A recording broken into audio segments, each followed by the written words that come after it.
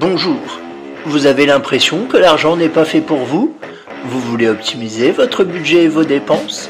Vous êtes souvent à découvert et vous souhaitez améliorer votre vision et votre gestion de l'argent? Alors, bienvenue sur Budget, le podcast qui t'aide à gérer concrètement ton budget. Définition, réflexion, technique, je vais vous donner mes clés pour dépasser vos croyances limitantes liées à l'argent et pour optimiser votre budget. N'hésitez pas à vous abonner et à partager ce podcast. Bonjour à tous, alors aujourd'hui on va voir s'il faut être radin ou économe. C'est intéressant ça comme question, parce que je vous dis tout le temps qu'il faut réduire vos dépenses et tout ça. Mais il y a une différence entre être radin ou être économe. Alors, une personne radine par définition, c'est quelqu'un qui est avare, comme le dit Molière, si je fais pas de bêtises. Bon, bref, je ne sais plus qui a écrit l'avare, mais c'est pas grave, comme pièce de théâtre. Donc radin, oui, c'est quelqu'un qui est avare, tandis que... Donc avare, on est d'accord que dans notre société, c'est quelque chose de négatif. C'est quelqu'un qui est près de ses sous, qui donne jamais, qui paye jamais rien, qui vraiment est quasiment imbuvable, si je puis dire. Le radin n'a pas bonne presse. À juste titre, je dirais que pour recevoir, il faut donner aussi. Ça, on le verra dans des prochains épisodes. Je trouve que c'est des questionnements très intéressants, vraiment. Donc, je disais, pour recevoir, il faut donner. Et le radin, lui, il donne pas. Il donne pas du tout à personne. Alors, si jamais vous êtes radin, alors, pour être honnête, j'ai pas trop étudié la question. Mais à part de vous dire de donner de temps en temps, que ce soit au SDF ou à une assoce ou quoi que ce soit, espérer que ça débloque un peu votre radinerie, j'ai pas d'autre solution à vous donner. Par contre, concernant la personne qui est économe, là, on est dans un autre trip, je dirais, on est dans un autre mindset. Ouais, c'est ça, c'est vraiment une question de mindset, d'état d'esprit. Le radin, il veut tout garder pour lui. L'économe, il dépense avec mesure et il évite toute dépense inutile. Moi, je l'aime déjà, l'économe, je vous le dis. Je suis déjà fan de lui et globalement, je dirais que c'est ce que vous devez être. Parce que des fois, quand on peut présenter les choses, un peu le budgétaire, le financier, les choses comme ça, on peut croire assez facilement que en fait, il suffit d'être radin. C'est pas il suffit, c'est on vous demande d'être radin, de jamais dépenser et comme ça. Vous serez riche, vous aurez une meilleure gestion budgétaire. Alors c'est pas mon propos, pas du tout. Mais je peux comprendre que ce soit interprété comme ça. Des fois, quand on parle, quand on expose les choses, des fois on va un peu vite, ou alors l'esprit comprend comme il veut aussi. Ça après, c'est un biais cognitif comme on dit. Et moi, personnellement, je n'encourage pas, mais alors pas du tout, à la radinerie. Au contraire, je dis souvent qu'il faut donner. Vous donnez à qui vous voulez, je m'en fous. Mais donnez. Et donc, est économe celui qui fait attention à ses économies, par définition, à ses dépenses. Et moi, je voudrais bien que vous soyez l'économe de votre vie. Parce que j'ai envie de dire, l'économe, oui, mais ça ne s'applique pas que dans l'argent. Est économe celui qui va bien gérer son temps. Parce qu'il sait que c'est une ressource précieuse. La ressource la plus précieuse, c'est pas l'argent, c'est le temps. Parce que l'argent, si on perd de l'argent, on peut toujours le rattraper par la suite. On a combien de millionnaires qui se sont plantés, qui sont descendus plus bas que terre et qui finalement, au bout de quelques années, ont fait faillite et qui finalement, au bout de quelques années, sont redevenus à leur statut de milliardaires, de millionnaires, etc., etc. Voire même sont devenus présidents des États-Unis.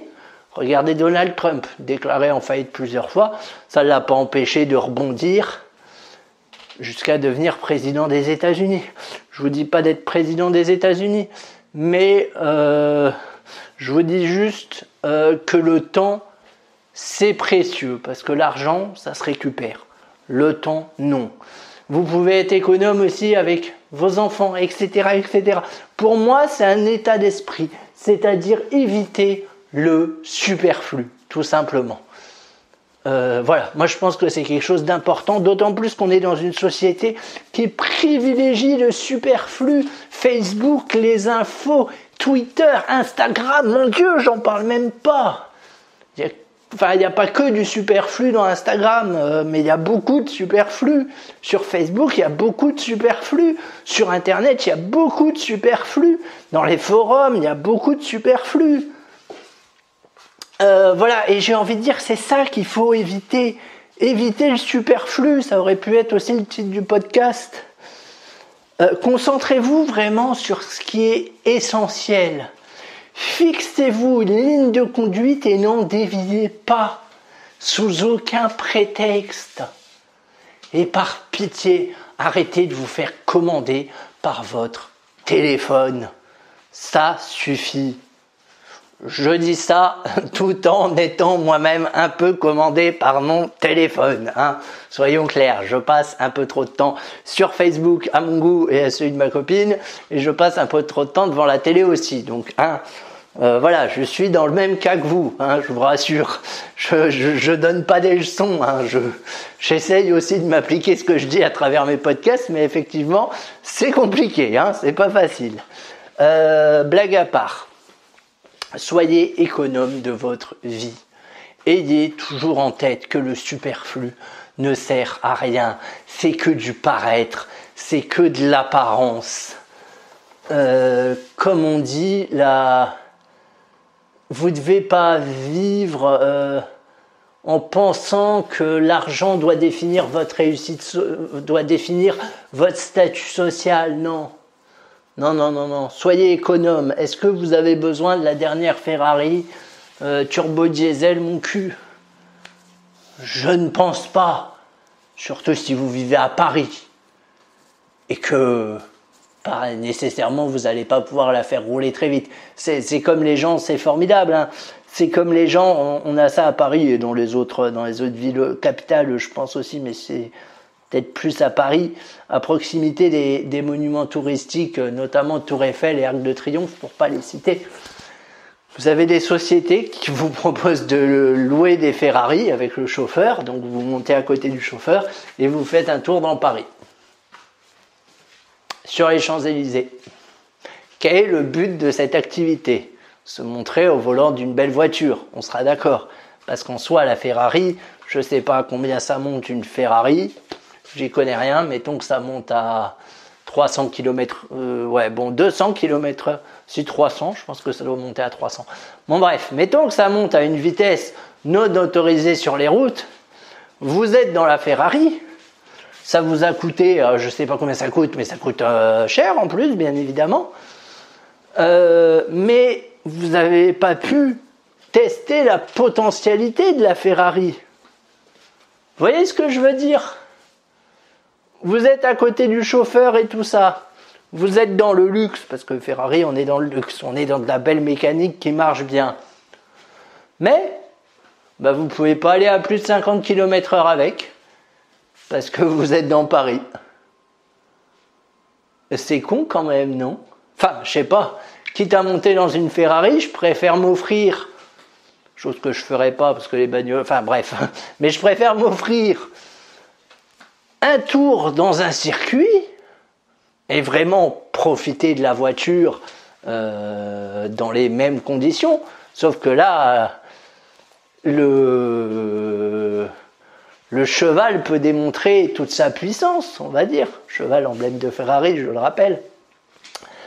Mais voilà, sinon c'est du gâchis, ça s'appelle comme ça. Pour moi, les gens qui se font prendre en photo dans des Ferrari qui louent sur les Champs-Élysées pour avoir leurs petites photos, c'est du gâchis, c'est du superflu. C'est pas une Clio que t'as entre les mains, mec. C'est une Ferrari, quoi. Respecte-la un peu. C'est pas fait pour rouler à 50, une Ferrari. Enfin, je pense pas.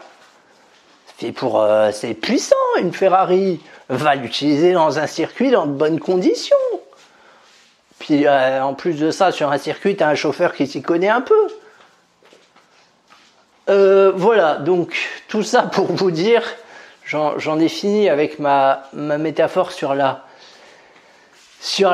Ferrari, mais tout ça pour vous dire que il y a un moment où faut se contenter de ce qu'on a et tout ce qui est superflu est vraiment négatif et vous pollue réellement, hein, c'est pas une blague, ça vous pollue la vie. Point trait, il n'y a rien d'autre à dire. Donc ne montez pas dans la Ferrari sur les Champs-Élysées, s'il vous plaît, hein. Payez-vous plutôt un truc de circuit. Ça, par exemple, c'est quelqu'un qui est économe. Alors vous allez me dire, oui mais non, mais c'est quand même une dépense inutile. Bah non, ça dépend. Si le type est fan de Ferrari et que c'est son rêve depuis 5 ans, depuis 10 ans, pour lui, ça ne sera pas une dépense inutile. Pour moi, par exemple, c'est une dépense inutile, mais parce que c'est pas mon truc. Mais pour autant, si le type est fan de Ferrari, je préfère qu'il se paye un bon tour en circuit plutôt que un truc aux Champs-Élysées vite fait. Enfin, pour lui, hein, je parle. Voilà, donc faites attention un peu à cette société du paraître. Ça n'a plus rien à voir avec ce que je vais parler au début, mais ce que je devais parler au début. Mais c'est pas très grave. Soyez économe dans votre vie. Faites les bons choix. Soyez zen aussi. Ayez confiance en vous. Et on se retrouve demain pour un nouvel épisode. À très vite.